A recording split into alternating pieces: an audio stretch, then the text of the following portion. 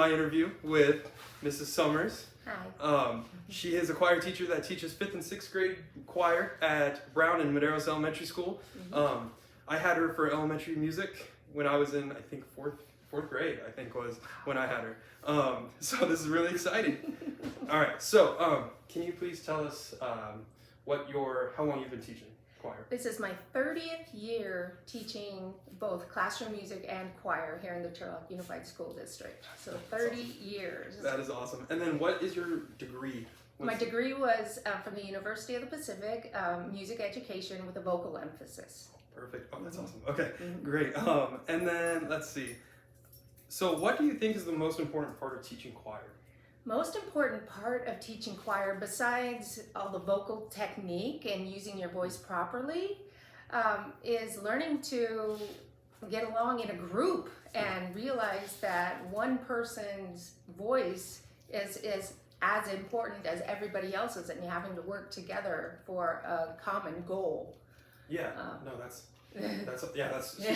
I feel like, especially with students, the younger students, Yes. that's a big learning educational block that they need to get over and learn That's how to what compromise I'm and constantly teamwork. dealing with. Yeah, Yes, in that's fact, awesome. I just had a concert with my Brown 5th and 6th graders, and our final rehearsal before the concert was just destroyed because of bad attitudes and worried about getting laughed at, etc., etc. So that really reminded me of just how important it is to feel comfortable in a group setting and get along with your fellow classmates and perform well together and be kind to each other.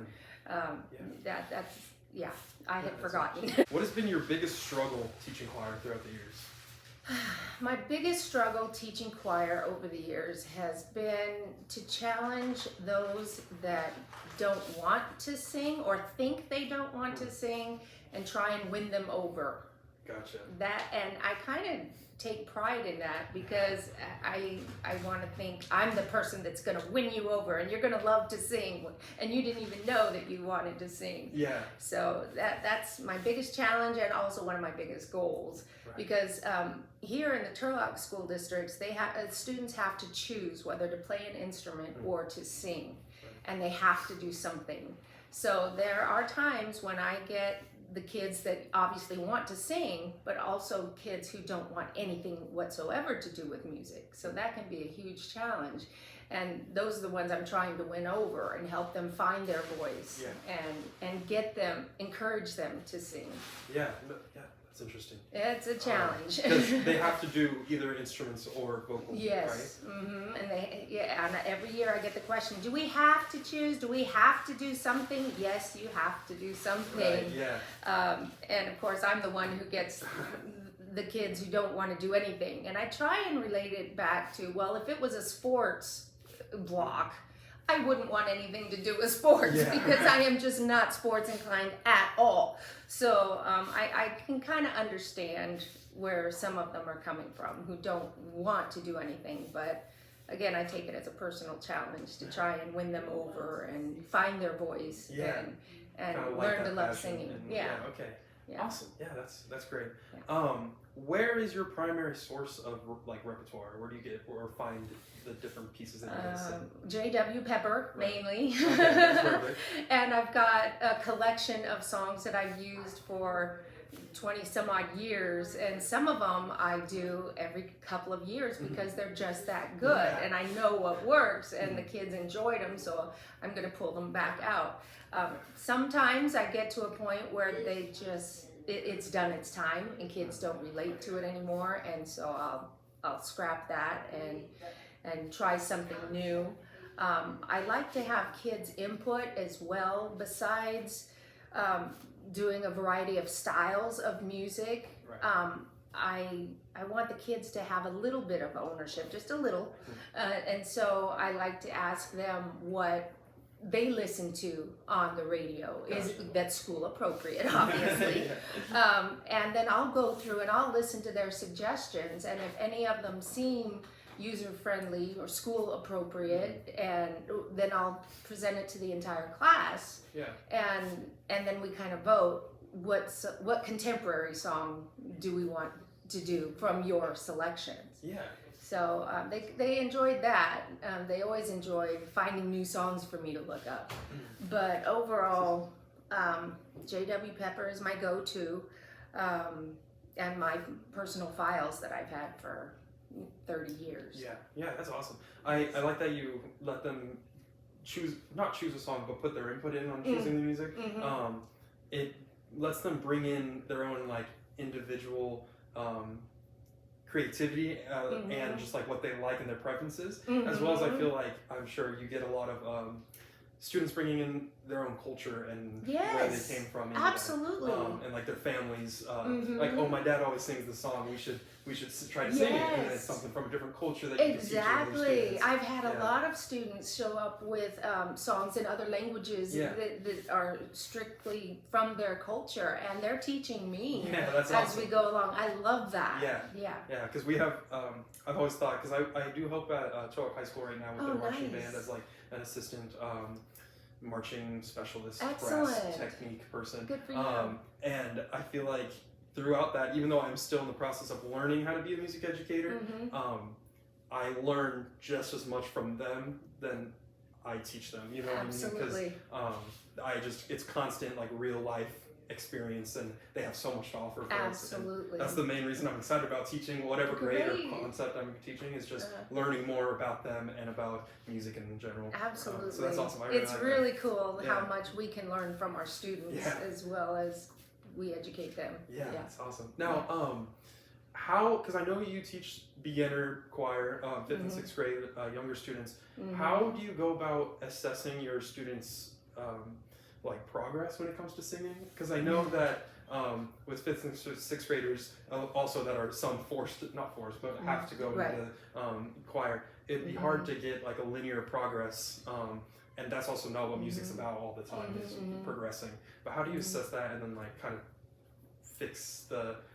bring the people that aren't progressing as fast as That's very difficult in our current setup, where we've only got 30 minutes twice a week. And for example, currently I don't listen to each child individually like they would at the junior high or the high school level. I just simply don't have the time.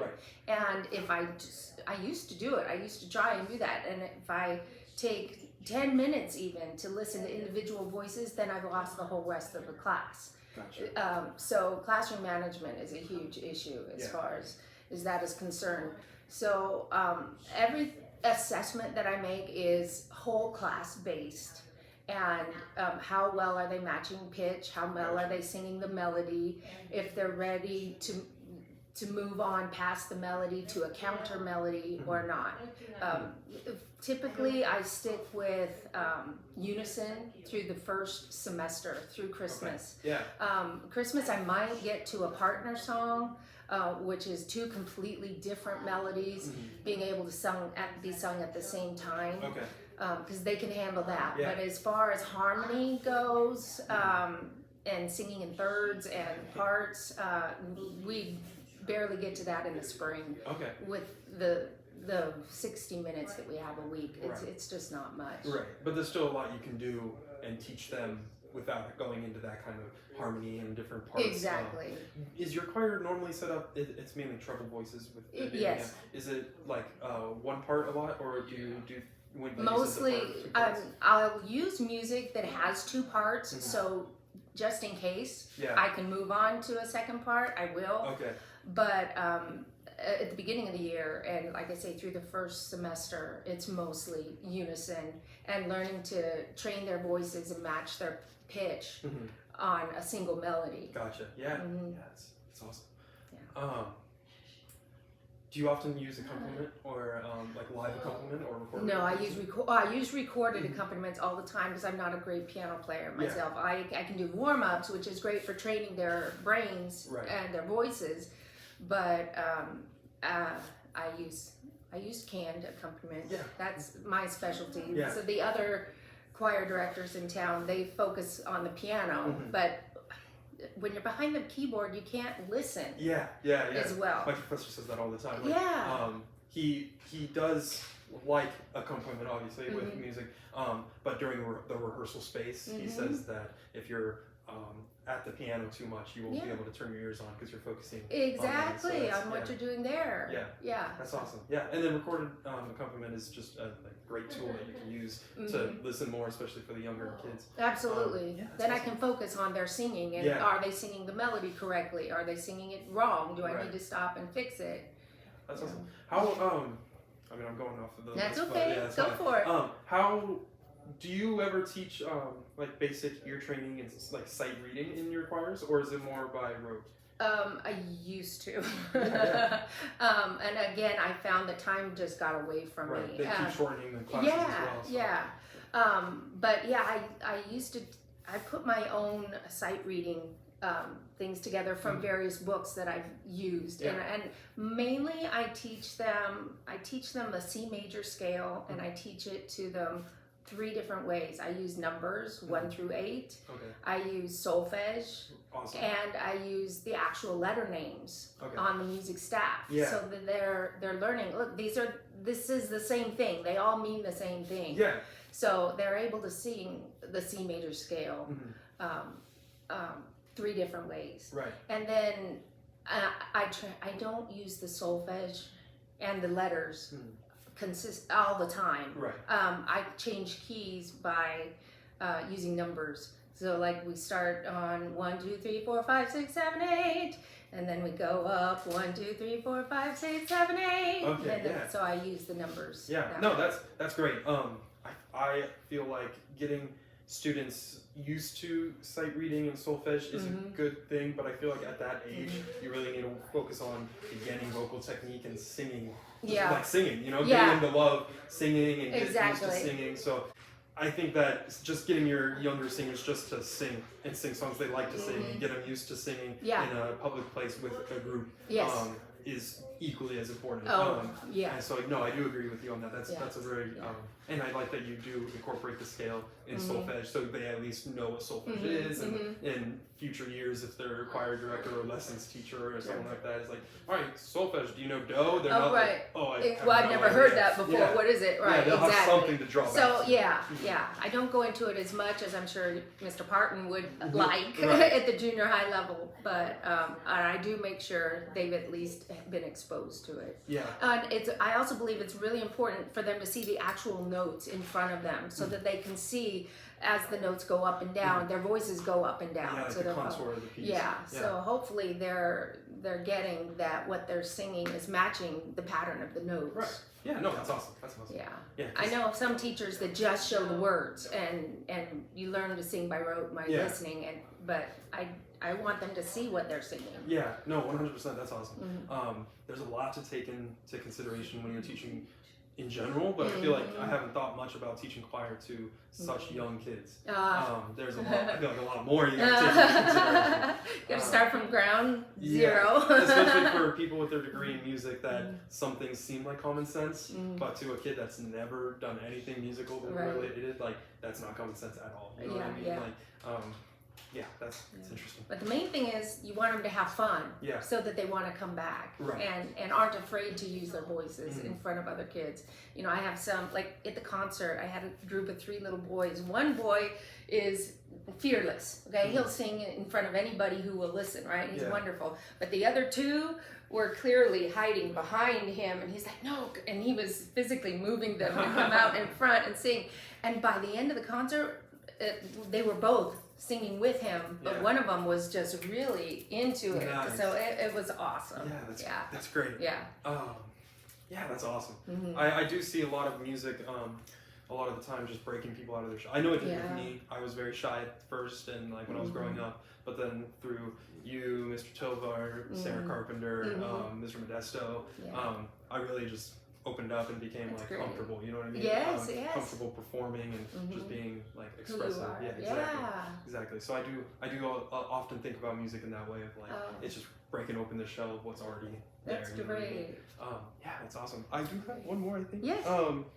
What steps do you take teaching your students at that age, like the vocal technique itself?